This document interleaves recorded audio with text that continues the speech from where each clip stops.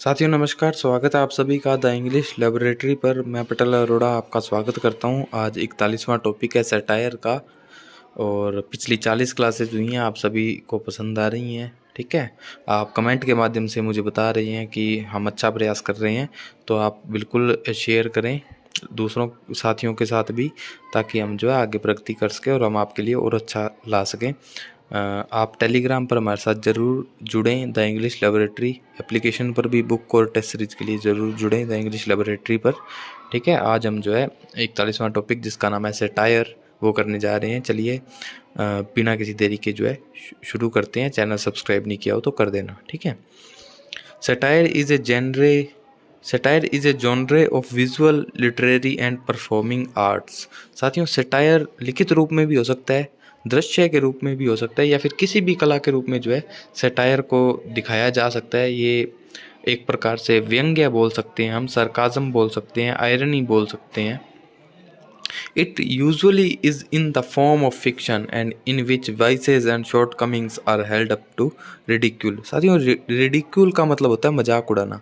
इसमें जो है दूसरों की कमियों का या फिर जो भी उनमें बुराइयां हैं उसका मजाक उड़ाकर उनमें सुधार का करने का प्रयास किया जाता है, और इस मजाक उड़ाने को सुधार के लिए सैटायर बोलते हैं, और ये सामान्यतः फिक्शन रूप में होता है। ठीक है, इट एक्सपोजेज द फ्लॉज का मतलब ही कमियां होती हैं, तो ये कमियों को उजागर करता है। Of individual government tries to improve, और ये जो है किसी व्यक्ति विशेष या सरकार की या प्रशासन की कमियों को उजागर करके उन्हें दूर करने का प्रयास करता है। It is a kind of work which criticises और रिडिक्यूल्स पीपल्स आइडिया इंस्टीट्यूशन। ये एक प्रकार का वर्क होता है जो आलोचना करता है, मजाक उड़ाता है लोगों का, विचारों का और संस्थानों का। It offers other forms of laughter evoking literature in its more serious content। ये जो है सीरियस कंटेंट होता है ना, मतलब ऐसे लगेगा नहीं कि आपको मजाक उड़ाया जा रहा है, लेकिन अगर आप उसका अगर आप समझदार हैं, आपका IQ level up to mark है, तो आप समझ जाएंगे कि ये एक सैटायर है, व्यंग्य है, कहा गया है, टोंट मारा गया है। जैसे अपने सामान्य जिंदगी में जो टोंट मारते हैं उसी को अपने सैटायर बोल सकते हैं, व्यंग्य बोल सकते हैं। Its greater purpose is often constructive social criticism using wit. इसका सामान्य जो उद्देश्य होता है, जनरल जो सामान्य बुद्धि होती है उसका यूज़ करके निर्माण करना, सामाजिक जो है बुराइयों को दूर करना ही इसका जो है प्राथमिक उद्देश्य होता है। ए prominent feature of satire is strong irony और सार्काज्म। सबसे अच्छा फीचर सैटायर का आयरनी या फिर सरकाज़म होता है, दोनों का मतलब ही व्यंग्य होता है। दोनों की अगर हम लिटरल मीनिंग की बात करें तो थोड़ा सा हमें डीप जाने पर इनको डिफ्रेंशिएट करना पड़ता है, लेकिन फ़िलहाल आवश्यकता नहीं है। आपको सैटायर और आयरनी पढ़ने, अलग अलग टॉपिक हैं। आपको आयरनी में आई होप पढ़ा चुका हूँ। ठीक है, parody, burlesque, exaggeration, juxtaposition, comparison, analogy, double entendre और all frequently used in satirical speech and writing. तो ये जितने भी आपको मैंने उदाहरण बताए हैं, parody, burlesque, exaggeration, juxtaposition, comparison, analogy, double entendre जो है, ये सभी जो है सैटायर के अंदर यूज़ किए जाते हैं, सैटायर की स्पीच में, राइटिंग में यूज़ किए जाते हैं। Satire irony is militant. ठीक है, मिलिटेंट का मतलब होता है विद्रोही। सैटायर में आयरनी एक विद्रोह दर्शाती है, विरोधाभास दर्शाती है। The word satire comes from the Latin word satyr। Satyr means full। satire जो शब्द है लेटिन भाषा के satyr शब्द से आता है, जिसका मतलब होता है full. The origin of satire is considered to be Aristophanes' old comedy। अरिस्टोफेंस की जो ओल्ड कॉमेडी थी, पुरानी जो कॉमेडी थी, वहीं से इसकी जो है ओरिजिन मानी जाती है। The first critic to use the term satire in the modern broader sense was Apuleius. Apuleius जो थे वो पहले जो है आलोचक थे, क्रिटिक थे, जिन्होंने इस टर्म का यूज़ किया। आज का जो ये जो मतलब हम जिसको सैटायर समझते हैं उसके परिप्रेक्ष्य में। ठीक है, एपुलियस जो थे इन्होंने यूज़ किया था। Laughter is not an essential component of satire. Satire में लाफ्टर हो, हंसी हो, मजाक हो, ये बात ज़रूरी नहीं है। Satire came into English at the beginning of the 16th century. सैटायर अंग्रेजी में 16वीं शताब्दी में आते हैं साहित्य में, and the meaning of the word has not strayed very far from its original sense, और इसका जो वास्तव जो मतलब है इसके ओरिजिनल मतलब से जो है काफ़ी दूर जा चुका है। Satire has a semantic and etymological overlap with both farce and lampoon. Satire जो है जो दो अदर जो पॉइंट्स हैं फार्स और लैम्पून जो है इनका सिमेंटिक यानी अर्थ के रूप से, एटिमोलॉजिकल यानी शब्द उत्पत्ति विज्ञान से जो है इसका बहुत ही ओवरलैप हो चुका है, अतिक्रमण हो चुका है इस मतलब का, इस सटायर शब्द का। ठीक है, तो फार्स और लैम्पून आप याद रखना, इस ये सटायर इन पर ओवरलैप करता है। ठीक है, दोनों पर अतिक्रमण करता है। Satire is believed to track back to the Latin satur meaning well fade.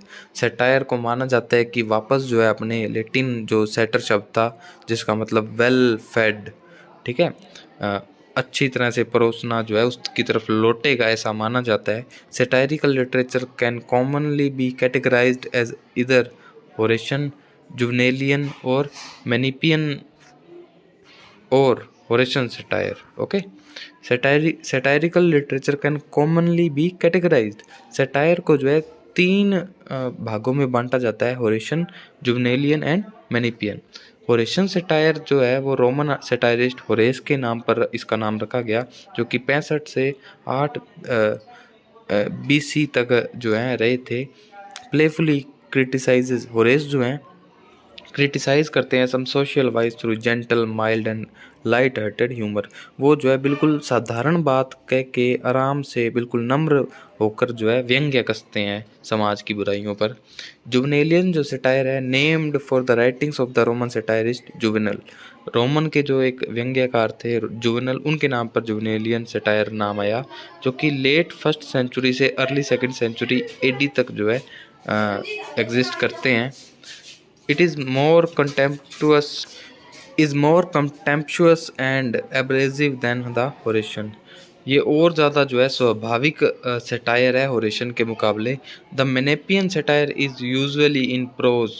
मेनेपियन satire जो है सामान्यतः गद्य रूप में होता है। That is characterised by attacking mental attitudes rather than specific individuals और एंटाइटीज़। ये किसी स्पेसिफिक पर्टिकुलर सत्ता पर या व्यक्ति पर व्यंग्य ना होकर ये मानसिक जो दृष्टिकोण होता है व्यक्ति का उस पर जो है अटैक करता है। इस प्रकार का मैनिपियन सटायर जो होता है, it has a mixture of allegory, picaresque, narrative and satirical commentary.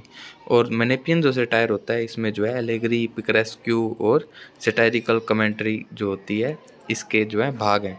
Satire के कुछ एग्जाम्पल्स हैं, ये आपको ज़रूर याद रखने हैं साथियों।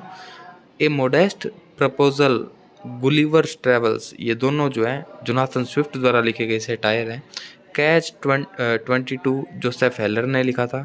द ट्रायल, ये सटायर फ्रेंच काफ्का ने। कैंडाइड वोल्टेयर ने। 1984 एनिमल फार्म, ये जॉर्ज ऑरवेल द्वारा लिखे गए सटायर हैं। ब्रेव न्यू वर्ल्ड जो है एल्डुअस हक्सली का एक सटायर है, फेमस वर्क है, याद रखना। Rape of the lock Alexander pope का वर्क है। तो एक जो वर्क है वो काफ़ी लिटरेरी फॉर्म्स का उदाहरण हो सकता है, तो आप जो है इस बात को भी हमेशा ध्यान रखना। कोई चीज़ सटायर है तो वो और भी जो लिटरेरी फॉर्म्स अपने दी हुई है सिलेबस में उसका भी उदाहरण हो सकती हैं। एडवेंचर्स ऑफ हकलबरी इन जो है मार्क ट्वेन का एक सटायरिकल वर्क है। अमेरिकन साइको जो है ब्रेट ईस्टन एलिस का एक सटायरिकल वर्क है, अमेरिकन साइको। तो ये अपना छोटा सा टॉपिक था सटायर, और आज हमने जो है मात्र 9 मिनट में इसको भी कंप्लीट कर लिया है। आई होप आपको जो है अच्छे से समझ में आया होगा।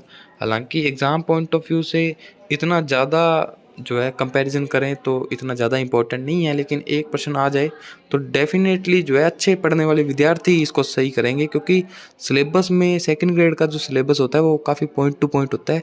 किसी भी पॉइंट को मिस नहीं करना है ना।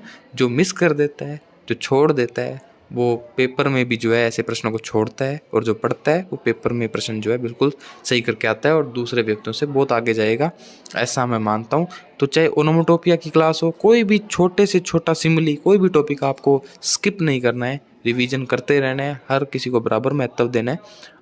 इसी तरह से अगर आप चलेंगे तो ही आप कंपटीशन में हैं, अदरवाइज़ बाकी बच्चे आपको जो है आप उनसे पिछड़ जाएंगे और आप जो है सिलेक्ट नहीं हो पाएंगे, 1-2 नंबरों से रह जाएंगे। तो यही कमी होती है एक सिलेक्शन लेने वाले में और ना लेने वाले में। ठीक है साथियों, 41वां टॉपिक अपना कंप्लीट हुआ। अब मात्र 3 टॉपिक बचे हैं और उसके बाद पोर्शन वाइज जो है क्वेश्चंस आपका इंतज़ार कर रहे हैं। और फिर भी अगर टाइम मिला तो मैं आपको टीचिंग मेथड्स भी जो है करवा दूँगा। ठीक है, और टीचिंग मेथड्स के बाद ग्रामर तो नहीं हो पाएगी। अगर टीचिंग मेथड के बाद भी टाइम मिलता है तो फोनेटिक पर मैं थोड़ा सा काम करना चाहूँगा। ठीक है, तो यूट्यूब चैनल सब्सक्राइब ज़रूर करना और अपने दोस्तों के साथ शेयर करना हमारी ये वीडियो। आपका एक शेयर हमारे लिए बहुत इम्पोर्टेंट है, हमारे मोटिवेशन है हमारे लिए। तो आप मेरे लिए, खुद के लिए और हमारे इस चैनल के लिए 10 सेकंड ज़रूर निकालें और विभिन्न ग्रुप्स सोशल मीडिया पर ये जो है शेयर करें। ठीक है साथियों, धन्यवाद। आपका विश्वास और सम्मान बना रहे। तो मिलेंगे अगली क्लास में किसी नए टॉपिक, किसी नए मुद्दे के साथ। तब तक के लिए राम राम, जय हिंद।